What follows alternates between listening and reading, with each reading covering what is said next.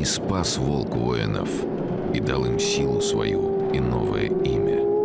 И поклонились ему воины, и пошли в походы.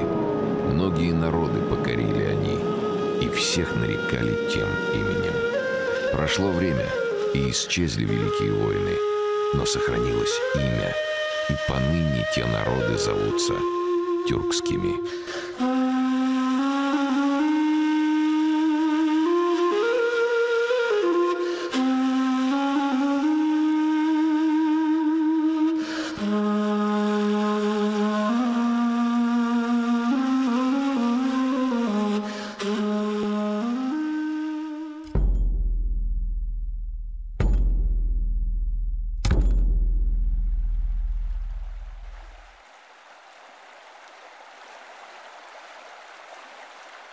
Многие предполагают, что тюрки – это народ.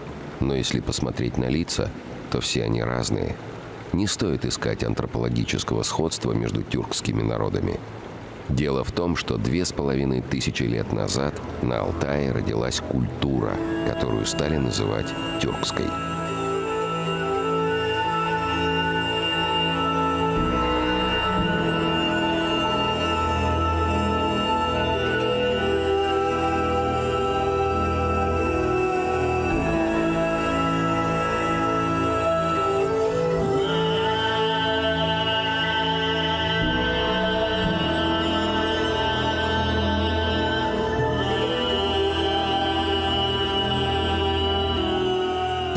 У слова «Алтай» есть несколько переводов, и каждый из них соответствует тому, что видишь. Алтай — это пестрые, золотые и величественные горы. Они формировались миллионы лет, вырастали из вулканов, уходили под землю, освобождались от древних морей. В горах хранятся несметные сокровища природы, а в земле — тайны человеческой цивилизации. Алтай принято считать родиной многих народов.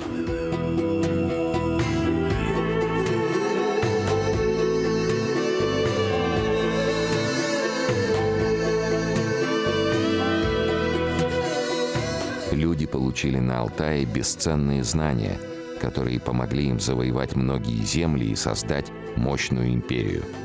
Традиции, зародившиеся здесь, объединяют многие народы, которые живут в разных концах света и называются тюркскими.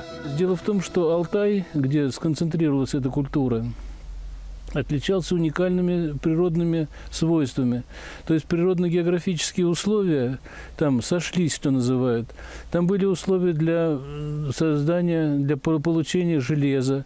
То есть фактически природой данные самородки, природой данные месторождения очень богатые железным компонентом. То есть это привело к развитию металлургии. И железо стало основой тюркской культуры, материальной основой тюркской культуры. Это тоже один из показателей вместе с религией железа. Потом надо сказать, что были еще целый ряд знаков. Например, скажем, конь. То есть оседлали коня. И причем только они оседлали коня. Почему? Да потому что конь был там в районах Алтая, Центральной Азии, он был в диком виде. Они его одомашнили и использовали. Там других условий не было. И вот конь стал знаком тюркской культуры потом при ее продвижении.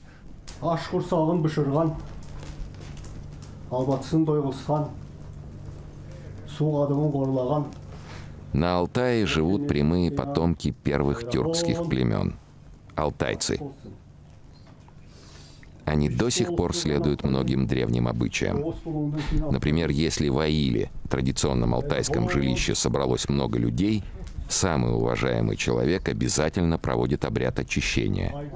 Для этого нужна веточка можжевельника. Алтайцы считают, что дым от этого растения изгоняет всякую злую силу. Совершив обряд очищения, старейшина обязательно кормит дух огня. В древние времена разжечь костер было сложно, поэтому его берегли. Угли брали с собой в походы. С тех времен огонь считается священным, и эту заповедь до сих пор чтут все тюркские народы. И обряд кормления духа огня на протяжении веков остается неизменным.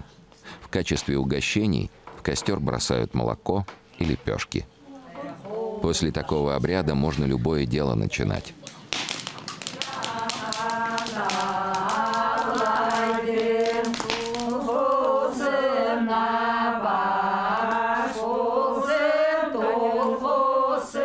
Например, репетицию народного ансамбля. Алтайская обрядовая песня «Благопожелание». Ее обычно поют на праздниках, семейных торжествах. Она считается женской песней, поэтому исполняют ее алтайки в национальных костюмах. Алтайские наряды, особенно головные уборы, отличаются от костюмов других тюркских народов. Вот такую шапку шьют из лисьих лапок. Она символизирует сам Алтай. Даже рисунок напоминает горные пейзажи. Я много поездил по стране, был за рубежом. И вот такой первозданный природы, такого трепетного и нежного отношения людей, проживающих здесь, прежде всего коренного населения и людей других национальностей, в природе, конечно, это вызывает такое уважительное отношение. И просто, когда общаешься с этими людьми, для которых природа – это Бог, они поклоняются воде, солнцу, лесу, горам, конечно, такое не увидишь в какой-либо другой стране или в другой территории нашей Российской Федерации.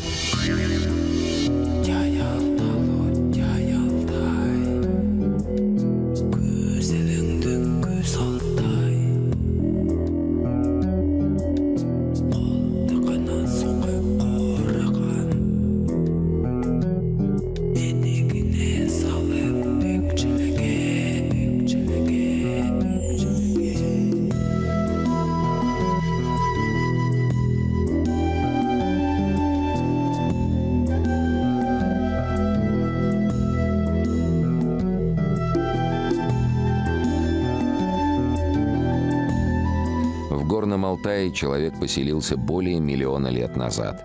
Здесь существовали разные цивилизации – скифы, гунны, сарматы, тюрки. Их историю хранят многочисленные курганы. На Алтае есть целые долины древних захоронений.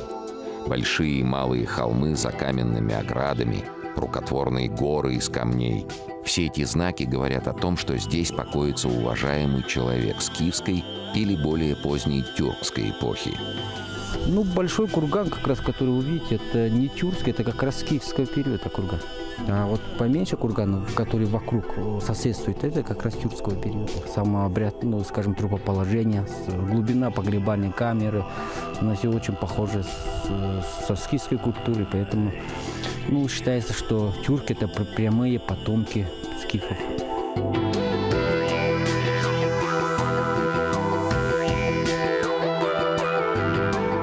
С одной стороны, курганы раскрывают тайны истории, а с другой задают новые загадки. Например, почему рядом со всеми тюркскими захоронениями стоят балбалы? По одной версии считается, что это коневизи, да, людей, которые приходили на тризну и здесь привязывают своих лошадей. Но есть другая, более правдоподобная версия, то, что это камни, в них заключены души врагов, которых в единоборстве побеждал, вот, скажем, погребенный человек. То есть был знатного рода. Видите, очень много балбалов, но почему так много? Вот, допустим, Монголия, где Хакасии, тоже находим балбалы, они подписаны, то есть на руническом письме, там, как подарок. То есть либо родственники, либо друзья усопшего, и они вот приносили своих побежденных врагов и ставили как балбал, то есть чтобы в той загробной жизни вот эти рабы им, вот этому, скажем, погребенному человеку, ну, как бы рабами были, прислуживали в той жизни.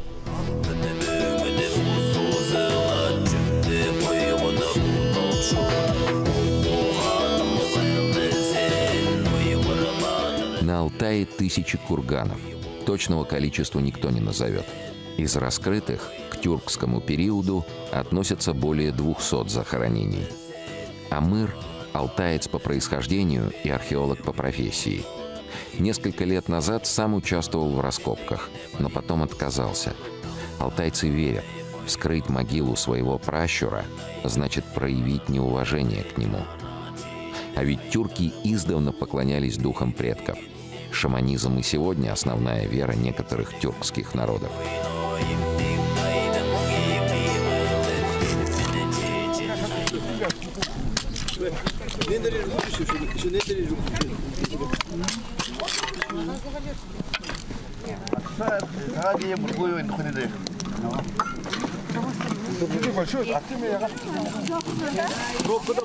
Обряд жертвоприношения есть у многих народов и религий.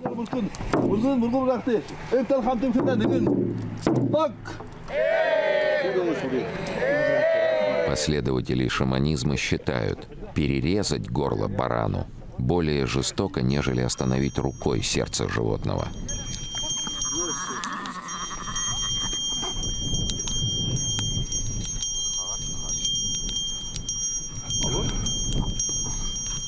Многочисленные родственники собираются вместе, чтобы принести жертву духам предков, попросить у них защиты во всех делах. Для проведения обряда необходим шаман, который является проводником между духами и людьми. Стать шаманом дано не каждому. Считается, что духи сами выбирают себе служителя. Некоторые народы верят, что от этого дара невозможно отказаться. Другие все-таки оставляют право выбора за человеком. Отказавшийся от служения духам называется сухим шаманом, прошедший испытание и обряд посвящения – мокрым шаманом.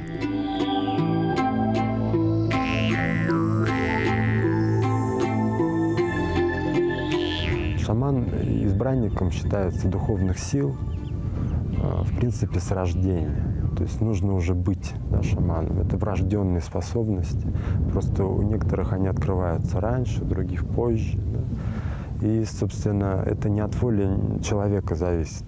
Да. Это зависит от воли более высоких духовных сил.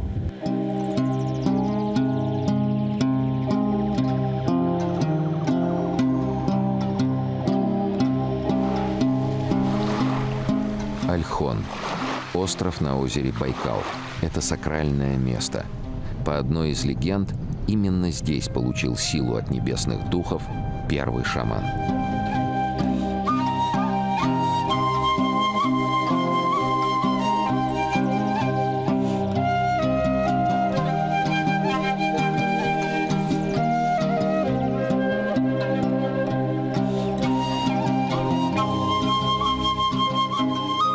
В данном месте остров Ольхон – это вообще самое культовое, самое священное место Байкала, самый священный остров. Здесь располагается так называемая скала Шаманка, одна из 9 святынь Азии. То есть тут очень мощный очаг духовной энергии, поэтому сюда стягиваются шаманы разных народов. Собственно, тюркские народы, они связаны с Алтаем, но Алтай нельзя от Саяна отделить. Это все всегда находилось в взаимовлиянии. Единая саяно-алтайская культура.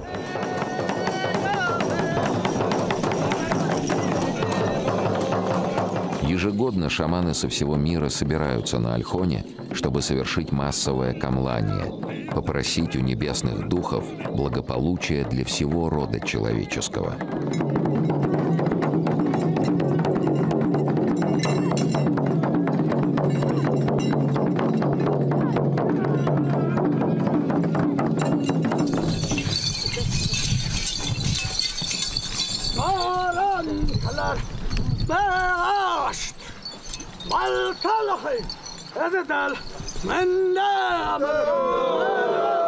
Для совершения обряду шаману необходим костюм, каждый элемент которого имеет свой смысл. Например, головной убор символизирует связь с небесными силами и определенный уровень шамана. Есть еще зеркала и бубен. Войдя в транс, шаман встречается с духами, которым служит. В это время к нему можно подойти, задать вопрос, попросить совет. Считается, что в такие минуты простые люди общаются напрямую с духами.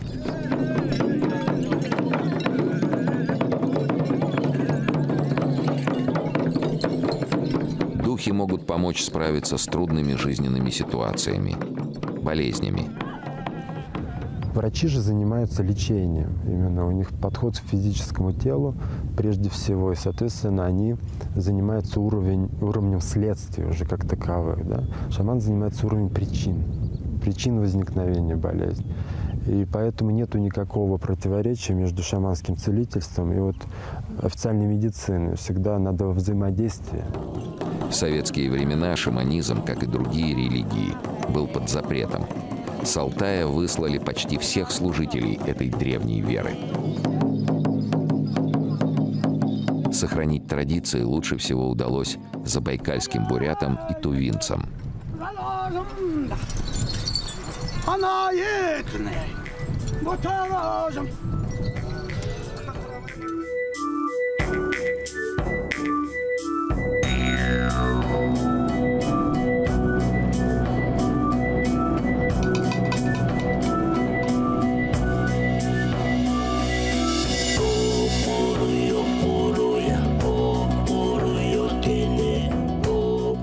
Бескрайняя степь на границе с Монголией, царство ветра.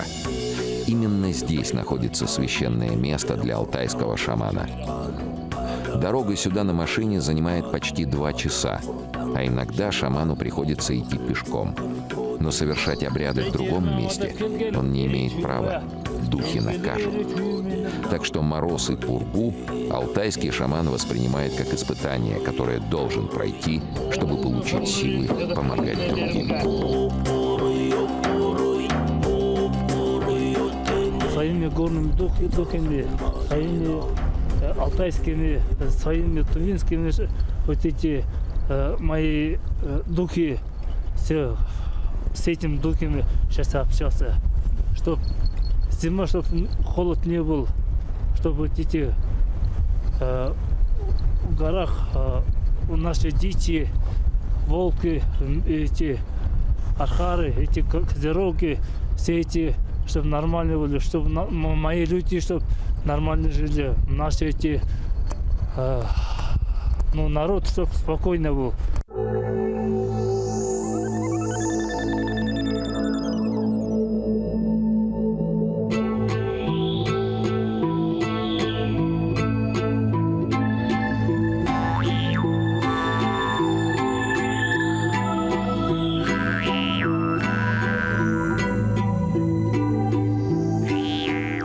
В древние времена на Алтае жизнь была очень неспокойной.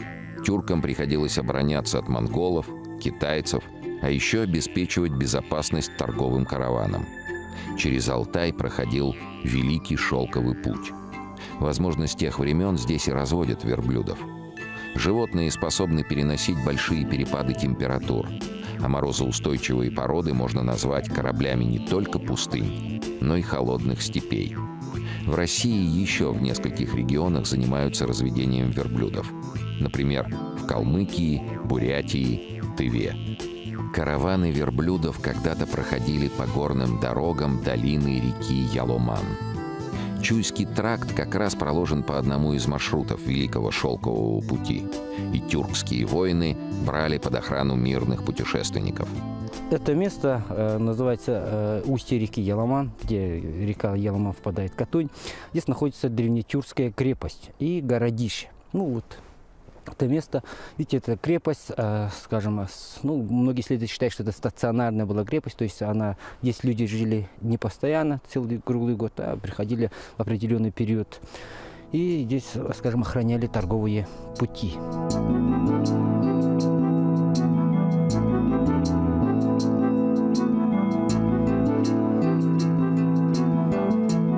От крепости почти ничего не осталось.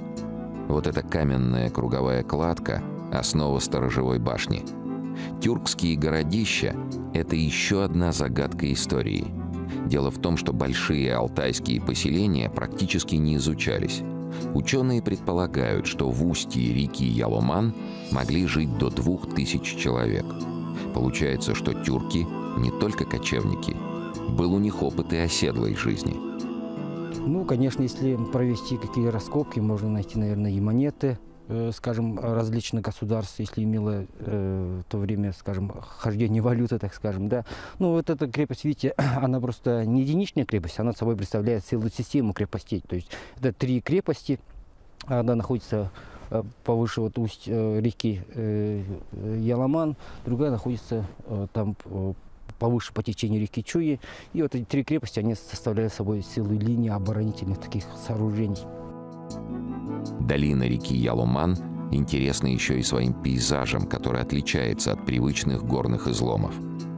Огромные песчаные ступени свидетельствуют о том, что много тысяч лет назад в этой котловине было пресное море. Вода уходила постепенно, оставляя пороги. Тюркские племена тоже уходили с Алтая. Воины расширяли границы империи, кузнецы искали новые залежи железа.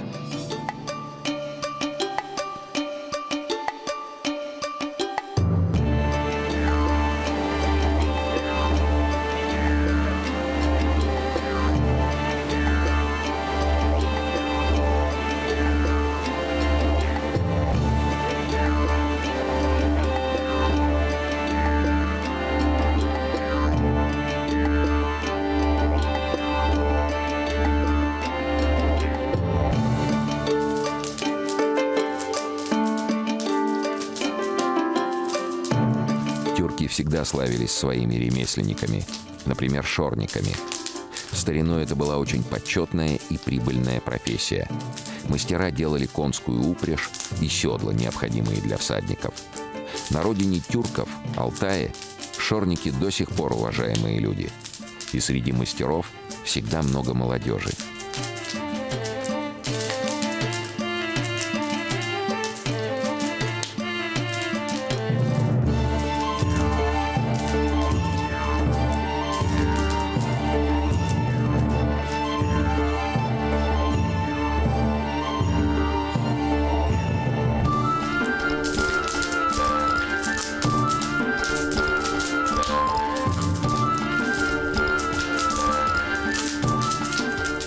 В старину седла делали из дерева, но древесину приходилось долго сушить, обрабатывать.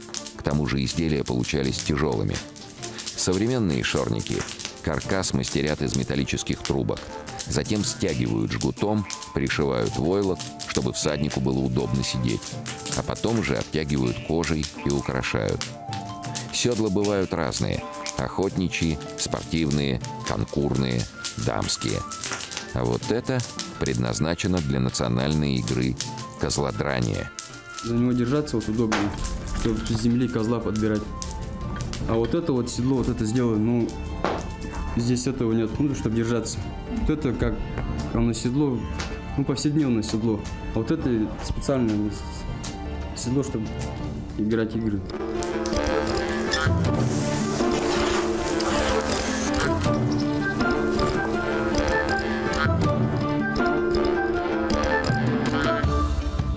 Делать седла – очень тяжелый труд, поэтому шорниками становятся только мужчины. Седло необходимо и для удобства всадника, и для равномерного распределения нагрузки на лошадь.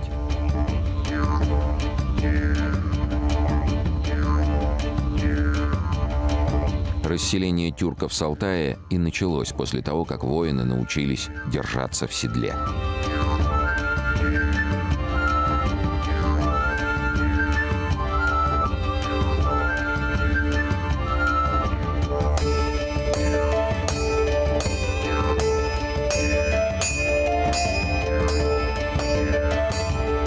Тюркские племена обживали те края, куда могли доехать верхом и где находили железо.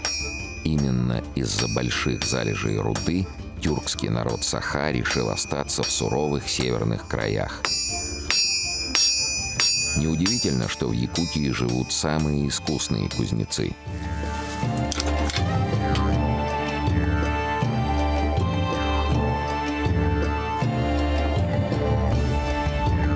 Национальный якутский нож в республике Саха есть у каждого мужчины. Без хорошего ножа, вот одними вот когтями, замерзшую землю, как копать будешь. или лед как добывать будешь, или вообще на тебя нападет какой-нибудь зверь, медведь, наверное, волк, как защищаться будешь, как есть будешь мерзлую еду. Но вообще без ножа человека здесь человеку нечего делать. Лезвие у якутского ножа не больше 25 сантиметров. С одной стороны обязательно сделан дол. Это жолоб, у которого много назначений. Одно из них – балансировка оружия. Мандар уверен, что настоящими кузнецами не становятся, а рождаются. Человек должен с малолетства чувствовать железо, уметь общаться с ним. Мягкое железо, которое, да, из него сделал нож-то, она в трудное время никогда не подводит, если ты с хорошими мыслями, добрыми мыслями сделал этот предмет, так?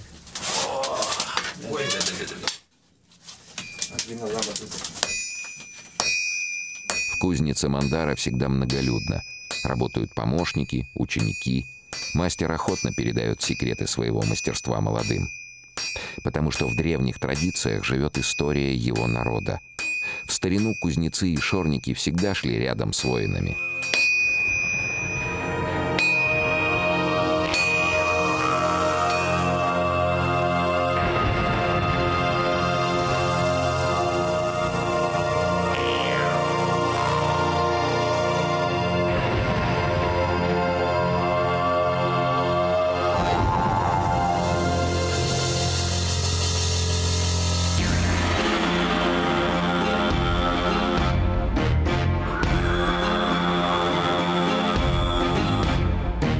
Расселение тюрков с Алтая происходило в несколько этапов, в разные века. Воины расходились, как говорится, на все 4 стороны. Империя тюрков постепенно увеличивалась. Дело в том, что алтайцы были горным народом, они жили в горах. Поэтому они могли отселяться, когда уже их слишком много народилось, слишком большой численности возникло, проживало на этой территории. То есть как бы излишки народа стали отсекаться. И они, естественно, могли жить только в горах.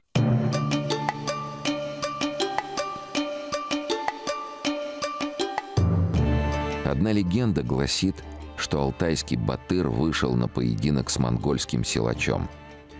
На кон была поставлена свобода всех алтайцев. Дрались воины на поясах. Это борьба куреш. Алтайцы могут устраивать поединки прямо на горном склоне. Ведь специальное покрытие есть не в каждом селе. Зато каждый населенный пункт обязательно воспитывает своих борцов. Поэтому драться на поясах на Алтае умеет каждый мальчишка. Потому что она зрелищная. И у нас через 2 года проводится большой праздник Хэллоуин. Это все люди с республики собираются туда. И кто борется, они уже или призеры, или чемпионы, уже авторитетом считаются республики. Люди на них равняются. И все малыши борются. И даже никто не боролся, туда записывается. Зрелищная борьба интереснее. Куреш – очень популярная борьба среди тюркских народов. В честном поединке в старину решали многие споры. Сегодня борцы выясняют только одно – кто сильнее. Кстати, в старинной легенде алтайский батыр победил монгольского борца и завоевал свободу для своего народа.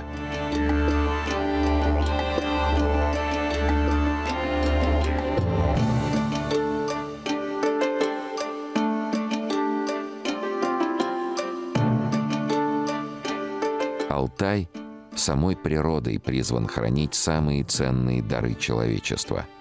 Здесь горные склоны, как окаменевшие холсты, на которых застыли древние рисунки. В мире мало мест, где бы скалы сверху донизу были испещрены петроглифами. У нас есть 2 таких археологических комплекса этнографических. Это Калбакташ и Елагаш в Кашагальском районе, Елагаш, Калбакташ в Ингудайском районе. Там более 30 тысяч петроглифов, наскальных рисунков. Естественно, когда подходишь к ним, возникает такая неестественная дрожь, волнение, что этим рисункам многие-многие сотни лет.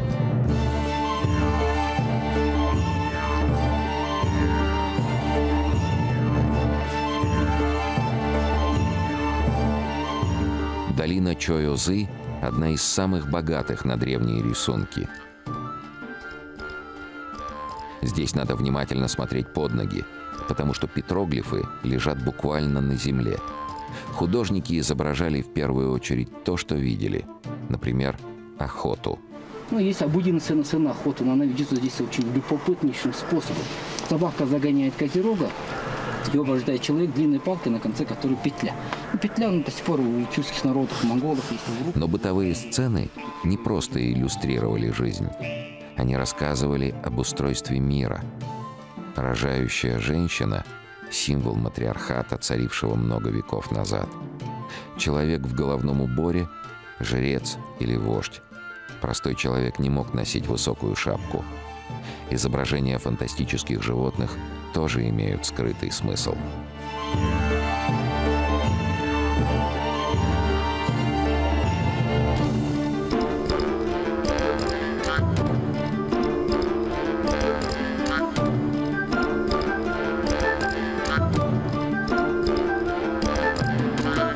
Это чудовище призвано пожирать души хороших людей, чтобы они переродились.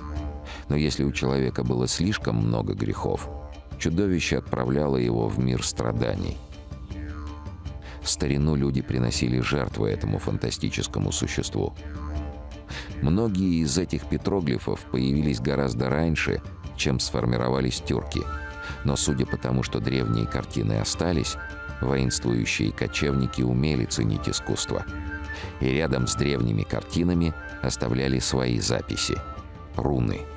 Тюркский язык, и он был записан рунами, то есть это его буквы. Они чем характерны? Они характерны в первую очередь тем, что это самая удобная оказалась, как самая удобная форма записи. Более совершенной записи человечество не придумало. То есть это компактность. Примерно на треть сокращается площадь письма за счет рун. И этим объясняется тот факт, что руны, они долго очень сохранялись. Рунопись была известна всем тюркским народам, но дольше других ею пользовались чуваши. В одной легенде говорится, что народ спрятал руны в вышивку.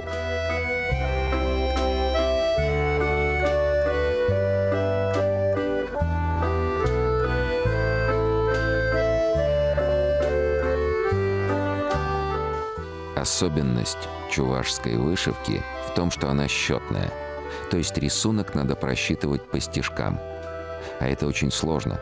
Один неверный укол иголкой, и орнамент незаметно начнет разваливаться. В вышивке в старину старались использовать чистые цвета – красный, синий, черный и желтый. А еще в узорах зашифровывали послания. Руны есть у нас. Но сейчас давно уже перестали по этим рунам как-то работать, вышивать. А раньше все это было. Вот в чувашской вышивке там говорили, вот письменность это.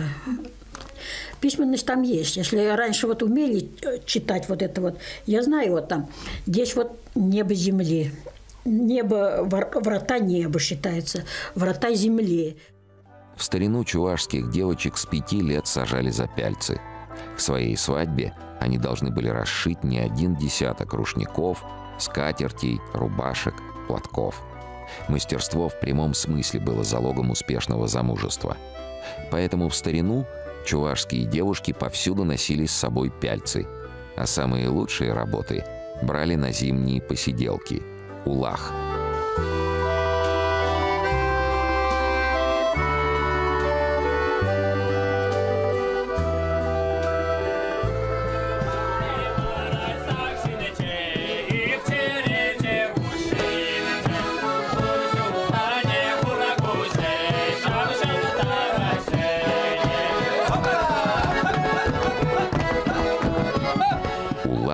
Это вечеринки, которые организовывали девушки, чтобы вместе заниматься рукоделием. На эти посиделки обязательно приходили парни. Вместе молодежь устраивала веселье с играми и танцами.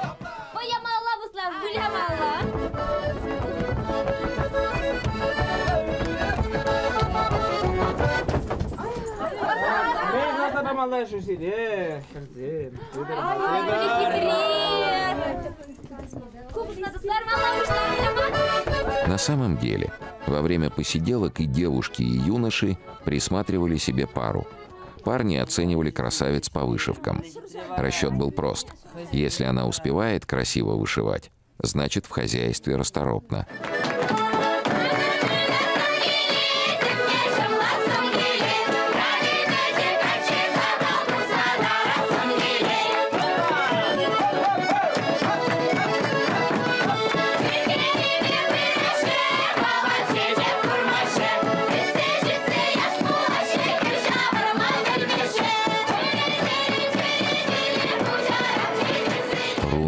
Петроглифы являются источником вдохновения и для современных алтайцев. Например, в некоторых элементах фольклорных танцев буквально оживают наскальные рисунки.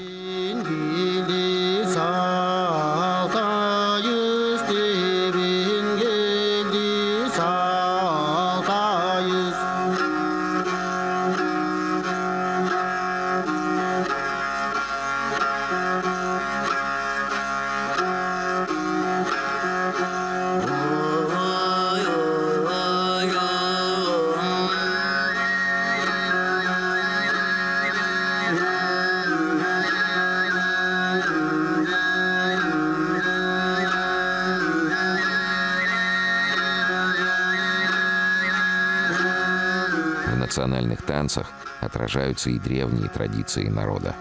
Например, у всех девушек длинные косы. В старину на Алтае длинные густые волосы были признаком красоты. Косы с помощью украшений удлиняли насколько возможно, а две косы символизировали счастливое замужество.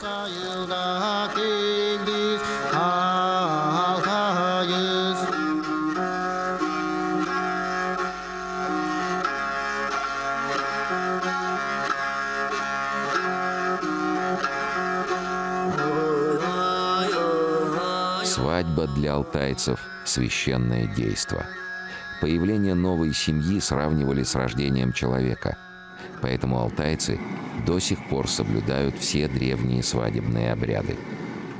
Алтайская свадьба начинается с продажи наряда невесты. Молодого парня наряжают в свадебное платье, чтобы запутать злых духов. В это время сторона жениха рассматривает наряд и решает, за какую цену можно его купить. В наши дни стоимость символическая. В качестве оплаты подойдет что-нибудь сладкое. Мы уже купили платье невесты и платье жениха.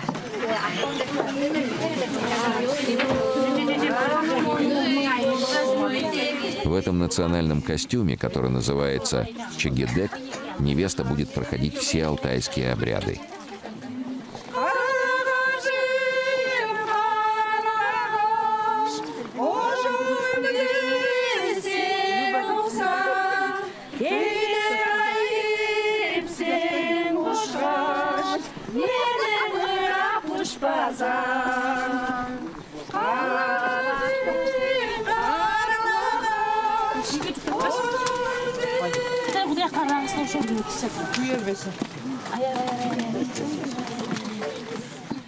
Первый из них – облачение. Невесту наряжают при всем честном народе. Правда, ее почти не видно. Она скрыта от чужих глаз свадебным покрывалом. В старину этот полог считался священным. В старости семейная пара делила его на равные половины, в которых позже хоронили супругов. По традиции, за этой занавеской девушка проведет большую часть свадьбы. Даже жениху не сразу откроется. Алтайская женщина и сегодня следует многим древним обычаям, связанным с почитанием мужчин. Например, на свадьбе свекор объявляет невестке свои правила, которые она не смеет нарушать. В частности, может запретить произносить его имя, закрывать лицо при его появлении, не разговаривать при нем. Открыв полог, свекор еще раз подчеркивает: его слово для невестки – закон.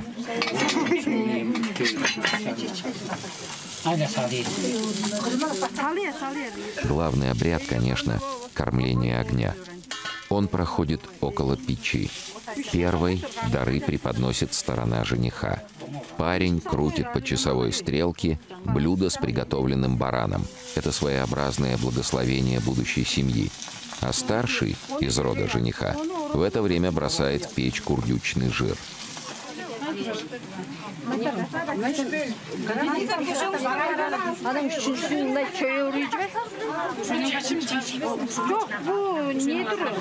Но главную жертву должна принести невеста. От того, как она проведет обряд, будет зависеть вся дальнейшая жизнь. Ей придется ухитриться покормить огонь, оставаясь за покрывалом.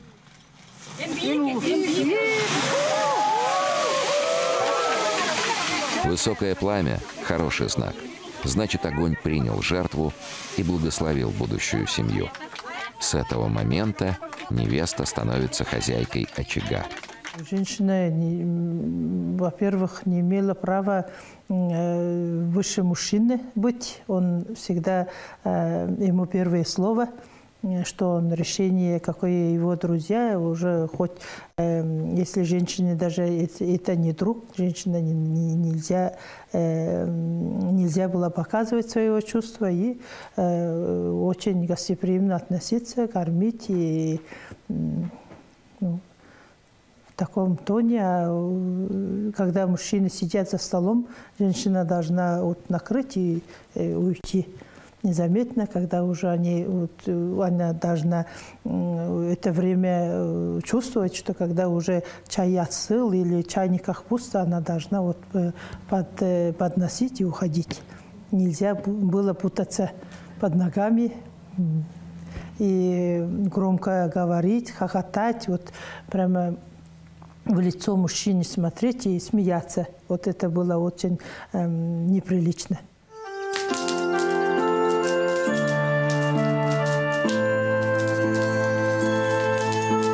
Алтайская женщина должна вкусно готовить.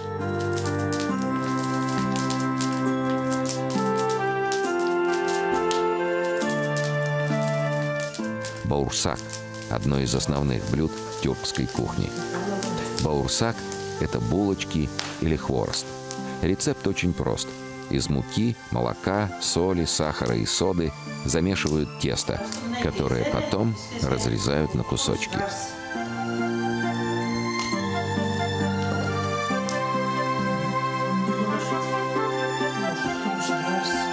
Кусочки теста жарят в масле на огне.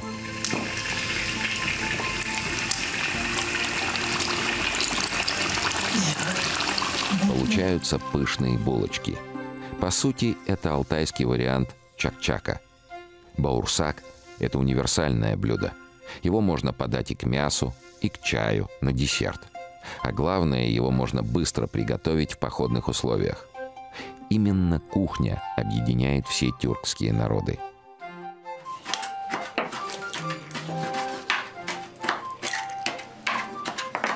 А для литовских татар это практически единственное доказательство принадлежности к тюркскому миру.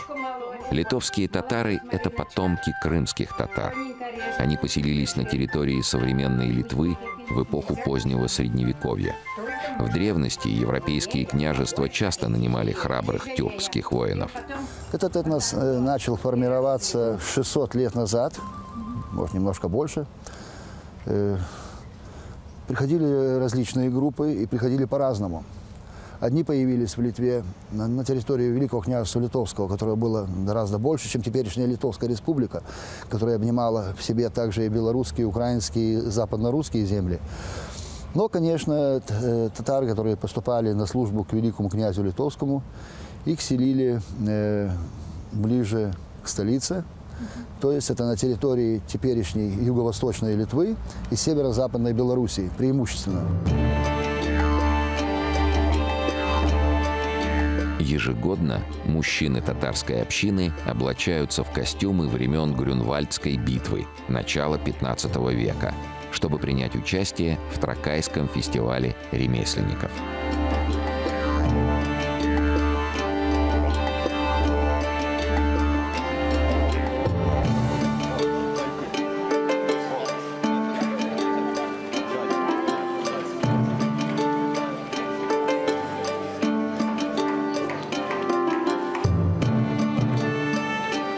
Тракайский замок когда-то был центром Великого княжества Литовского. Сегодня это музей. На фестивале сюда съезжаются представители практически всех народов, проживающих в Литве. И в замок возвращается Средневековье. Сегодня в Литве проживают два тюркских народа – татары и караимы. Кстати, Тракай считается караимским городом. Караимы по традиции до сих пор строят дома, у которых на улице выходят 3 окна – для Бога, семьи и великого князя Литовского. Караимы сумели сохранить свой язык, а вот литовские татары забыли тюркскую речь. И вот здесь это был очень сложный такой в историческом плане срез времени, который позволил людям выжить, но при условии потери чего-то родного. То есть они вынуждены были становиться незаметными. И вот в этом отношении очень показательно, что в тюркском языке есть пословица «Среди чужих стань лягушкой», чтобы тебя не заметили, чтобы ты не выделялся ничем. И вот поэтому они вынуждены были забыть язык, но они помнят, что они тюрки. В Литве около 4000 татар. Большая часть общины живет в селе 40 татар. К сожалению, восстановить древний язык они не могут, поэтому очень бережно хранят то немногое, что доказывает их принадлежность к тюркскому миру. Например, традиционные блюда. Вареники с разными начинками есть у многих тюркских народов. Литовские татары, следуя традициям предков, делают вареники с мясом. Для начинки используют рубленый фарш. Вареники – главное угощение литовских татар, поэтому на праздники их лепят всем селом. За работой хозяйки, конечно, поют, но либо на литовском, либо на русском языке.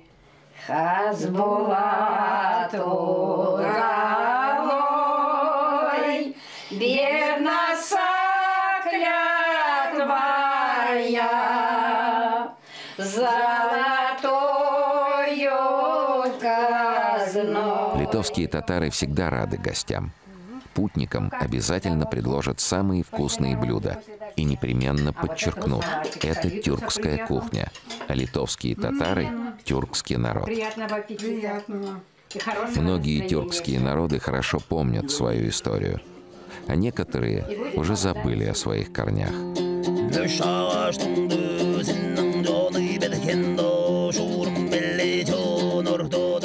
Алтайцы – одни из главных хранителей древних традиций, поэтому очень трепетно относятся к обычаям своих предков, к тем богатствам, которые им достались от первых тюркских племен. Тюрки оставили много тайн. Одна из главных – почему спустя века мир до сих пор помнит их. Для меня, например, это загадка, самого загадка, потому что, например, можно, конечно, объясниться там как-то по-другому. Например, скажем, если тюркский язык называли божественным языком, нам какие-то искать внешние силы, но это, видимо, не вполне так. Просто причина в том, что это были совершенно придуманные вещи. Например, то, что я называл железо, изделия из железа, они нужны. И поэтому, какая-то технологическая связь, имея в виду духовная технологическая связь, она сохранилась. Тот же войлок, например, которыми поначалу закрывали юрты, то есть дома, в степи, для жизни в степи. То есть это тоже материал практичный, он оказался такой целесообразный. И вот любопытно то, что профессор Руденко, когда копал на Алтае Позарыкские курганы, это 2500 лет назад, находки были его, и там среди находок был фрак из тонкого войлока сделанный. То есть, понимаете, это всаднику необходим был такой костюм. И вот это показательно то, что это сохранилось. Сохранились узоры, сохранились орнаменты, но они были просто, видимо, совершенно в чем-то, в чем-то божественны, поэтому их не забывают.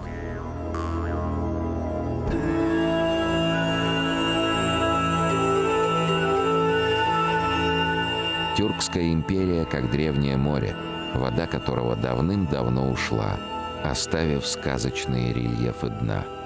И вроде города песчаные, а стихиям и времени не подвластны.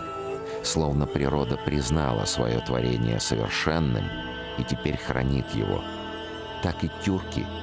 Империя распалась, границы стерлись, а язык и традиции остались. И остались народы, которые хранят совершенные творения Великой империи.